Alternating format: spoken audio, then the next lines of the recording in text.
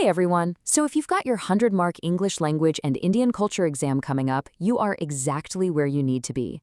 Today, we're going to decode this model question paper step by step, and we're keeping it strictly to a question and answer format. I'll read the exact questions directly from the source paper first, and then we'll break down the actual answers together.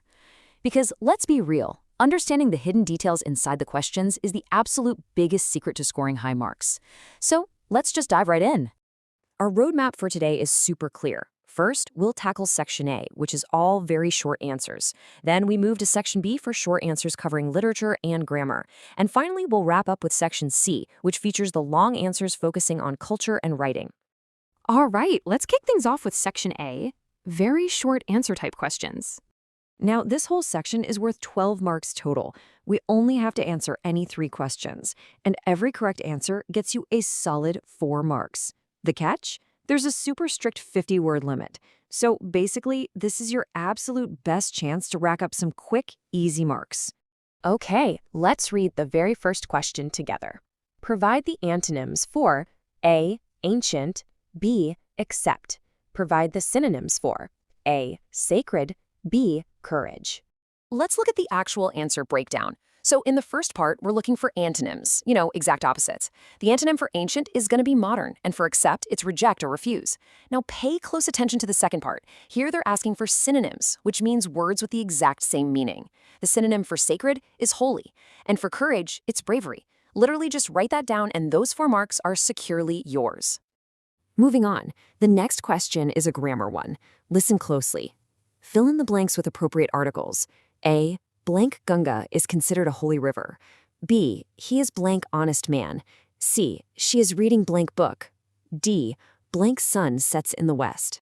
The answer here is actually really simple. Sentence A takes the Ganga because, well, it's a specific holy river. Sentence B takes an honest man. Keep in mind here, even though honest starts with the consonant letter, it gives off an O vowel sound. Sentence C is just a book because we're talking about a general, non-specific book. And finally, sentence D takes the sun because the sun is an entirely unique entity in our world. Easy, right? Okay, let's transition over to Section B, short answer type questions. Let me be clear, this section is the absolute core of your exam. We're talking 52 marks on the line here. We need to answer any 4 questions, sticking strictly to a 200-word limit. Since each question carries a massive 13 marks, providing accurate details and solid examples is absolutely crucial. Let's check out the question, explain the difference between skimming and scanning as important reading techniques. Give suitable examples of when to use each. So how exactly do we tackle this one? First, define them clearly. Skimming means reading a text super quickly just to grab the main, overarching idea.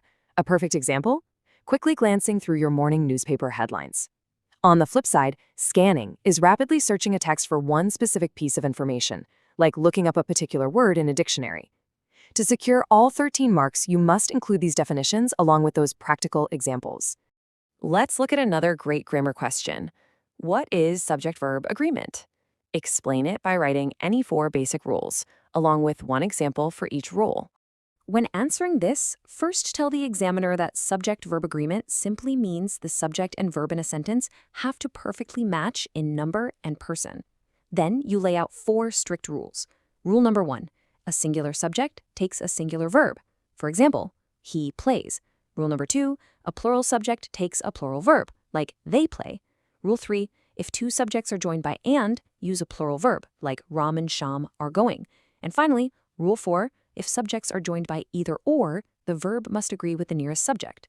Remember, the examiner demands exactly 4 rules, and you have to attach one concrete example to every single rule to get the points. All right, let's head into the final and longest stretch of the paper. Section C, long answer type questions. For this section, we only have to answer 2 questions, but there's a heavy 500-word limit per answer. Each one is worth an immense 18 marks, bringing the section total to 36.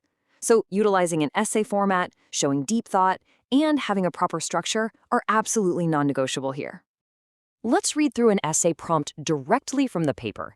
Describe the complete writing process in detail. Explain the significance of each stage, pre-writing, drafting, revising, and editing, and how they contribute to a well-structured essay or article. Here's the brilliant trick. The structure is literally handed to you right in the prompt. Just dedicate a specific paragraph to explaining each stage in detail. First is pre-writing, where you pick a topic, brainstorm ideas, and build a solid outline. Second is drafting, where you just get that first rough version down without worrying at all about perfection. Third comes revising, where you refine the ideas, the flow, and the overall structure. And the final stage is editing, where you zoom in to fix sentence-level grammar, spelling, and punctuation.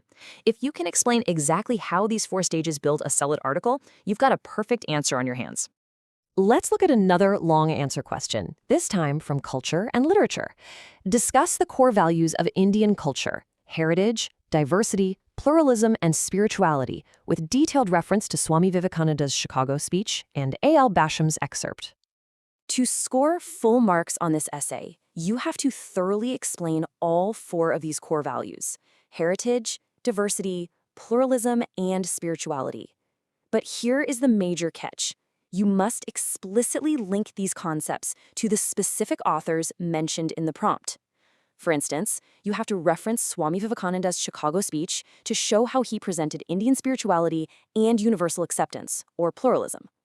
Likewise, you need to use A.L. Basham's text to highlight the continuity of ancient Indian heritage and diversity. Your answer is only considered complete if you include these explicit references. Let's read our final literature question. Based on your understanding of the introduction to Sundarkand of Valmiki's Ramayana, elaborate on moral values, social harmony, and duty, dharma. How are they relevant in modern times? This answer naturally splits into 2 very clear parts. First, based on the introduction to the Sundarkand, you need to explain how moral values, social harmony, and dharma, or duty, are depicted in the text. For example, you could highlight Lord Hanuman's absolute sense of duty and devotion. Then, in the second half, you've got to connect those ancient values directly to modern times. You need to explain how fulfilling our duties and sticking to moral values today is still just as essential for building a peaceful, harmonious society. So, my friends, the absolute best secret to conquering any exam paper is simply reading the questions carefully and providing the exact details and examples they ask for in a clear Q&A format. Take these strategies, apply them to your studies, and I really wish you the absolute best. Just think about it. What hidden instructions might be waiting in your next exam paper to help boost your score? Good luck.